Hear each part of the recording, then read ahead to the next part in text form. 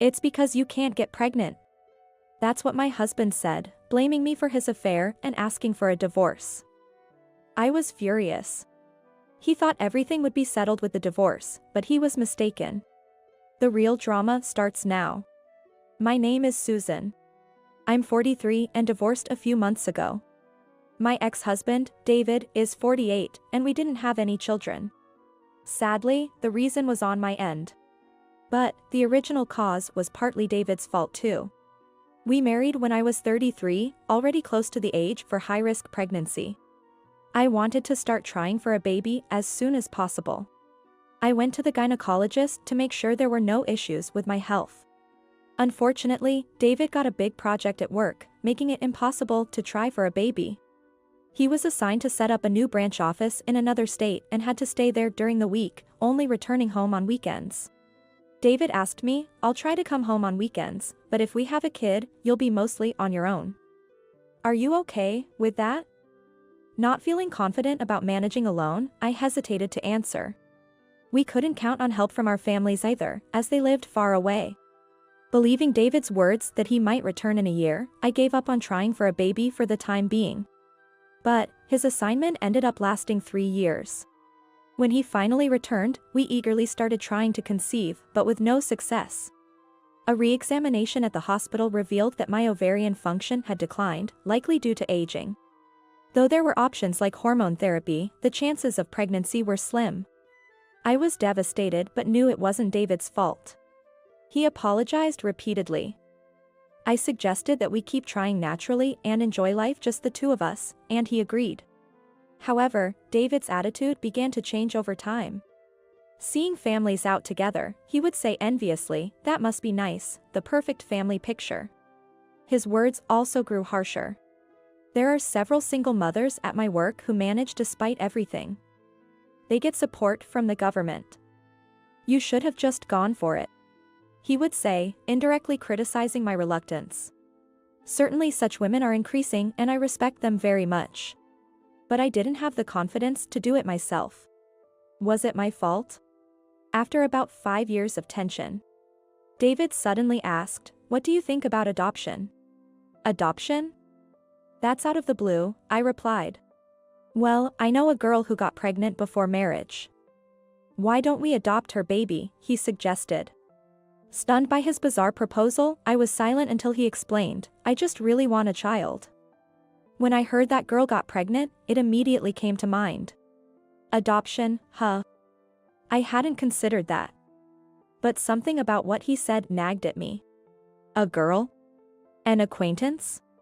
I'd understand if it was a relative, but what does he mean by a young girl acquaintance? Trying to sound casual, I asked, "Oh? So she's young?" He replied, "She's just 24, a beautiful girl. So the baby inside her is sure to be healthy and attractive too. Could she be someone from his office?" But would a woman in her early 20s discuss such a personal matter with a male boss over 45? Or could she be his mistress? That's when I first suspected he might be cheating. Observing him, I noticed several suspicious behaviors. He was constantly glued to his cell phone, coming home late, wearing underwear I hadn't bought, and faint traces of sweet perfume. But what really convinced me was him skipping our anniversary. We didn't have a wedding ceremony due to our jobs, but we registered our marriage on December 24th, Christmas Eve, and always celebrated it as our anniversary and Christmas. Yet this year, he chose a work party over our tradition. I believed his words that he would come home early and waited alone with the Christmas tree decorated, a cake and Christmas dinner prepared, and a gift for him. It was heartbreaking to wait alone. No response to my numerous calls. He finally contacted me the next morning. His voice sounded too cheerful as he said, Sorry. I accidentally overslept at a friend's place." I replied, "Okay, I get it.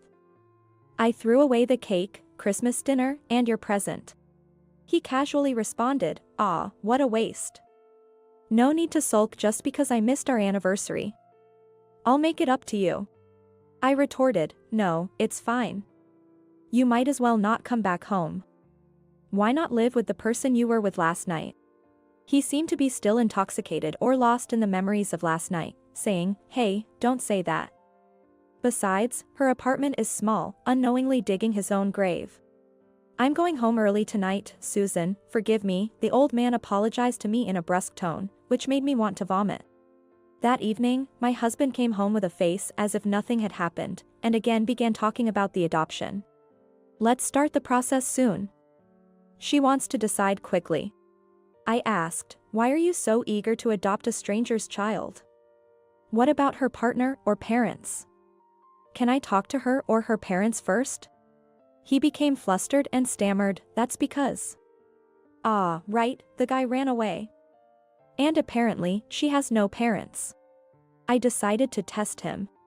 I'm sorry, but I'm not interested in raising a child born from a reckless woman and a foolish man. He blurted out in anger, what? You're insulting me and Sarah. There, he fell right into my trap. Realizing his affair was exposed, he finally understood. I said, you could have just asked for a divorce, but making me raise your and this is Sarah a girl's child? That's called cuckooing. Apparently, Sarah, unable to raise a child but still wanting to give birth, had convinced him of this plan. He said, it's your fault for not being able to have kids. You should be grateful I'm letting you raise my child. That was it. I snapped and said clearly. Then let's go to court and see who's right. He lost his temper too. Fine. I don't want to see your face again. Divorce. Get out. Hearing that, I placed the divorce papers I had received earlier in front of him. Caught off guard, he signed them, unable to back down. I didn't want to spend another second with him, gathered my essentials, filed the papers, and went back to my parents' house. A week later, he called me. Your stuff is still here. Pack it up and get out. Take everything. I informed him I'd come with my lawyer over the weekend. Shocked by the mention of a lawyer, he reluctantly agreed when I threatened to go to his office unless we settled on alimony and property division. Eventually, we agreed on a settlement of $150,000 in total. But the next day, on my way back from a part-time job, a young woman approached me. It was the infamous Sarah. She was David's type, short, with long hair, and cute, but her heavy makeup made her look tacky. I can't pay it all at once. She yelled in a shrill voice as soon as she opened her mouth. It's none of your business. David agreed to pay in front of the lawyer, I replied. He actually hesitated, but he didn't want to deal with me any longer and eventually gave in. Why didn't you call me there? She demanded. That's something you should ask David, I said, unimpressed. She mumbled, I thought we could just ditch the alimony, sneakily. So, she planned to make partial payments and then disappear by moving or changing jobs. Well, sorry for you, but you can live in that house, right? I remarked. That's David's house, isn't it? What about the mortgage? She asked. It's in David's name, and the mortgage is fully paid off, I informed her. Well, I guess that's okay, then, she said. She is backing off with a tone that suggested she was up to something. I think she is up to something. But whatever it wasn't my concern anymore. 2 years later, David contacted me. Please, lend me some money, he begged. What? I asked in disbelief. Those two are spending like crazy, he exclaimed. Apparently, Sarah's mother had conveniently moved up to the city and was staying in that house. According to Sarah, David wanted a child, so I gave birth, but I never said I'd raise it. Once she realized she couldn't pawn the child off on me, she said, raising a child is hard, so I'm calling mom, and brought her mother from the countryside. David initially welcomed her, thinking she'd help with the childcare, but it turned out neither she nor Sarah were doing much parenting and instead spent their time frolicking.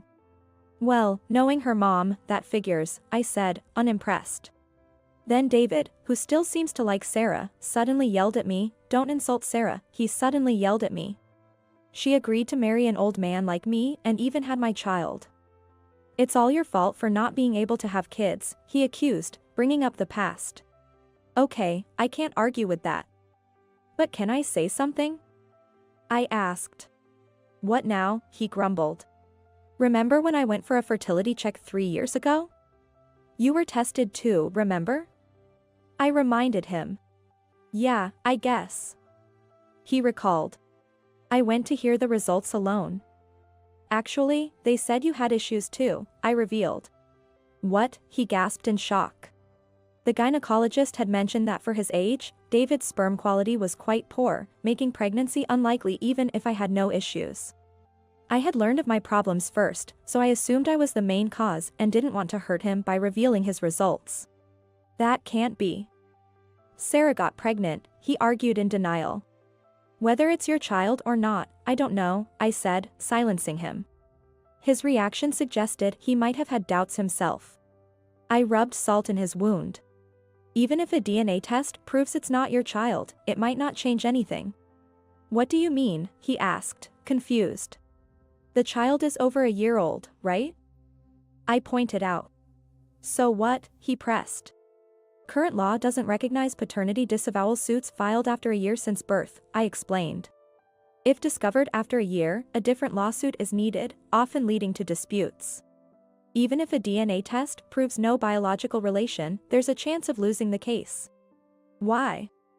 The test clearly shows it's not my biological child, he protested.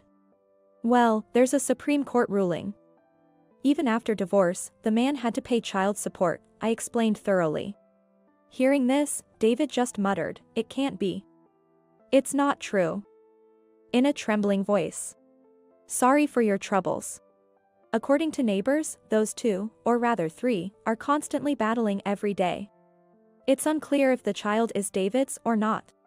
We're getting divorced. Get out. Sell this house and pay child support. I'm never leaving. You get out. Such arguments are heard daily, and they're reportedly quite intense. They've had the police called on them multiple times, and both women have even been detained.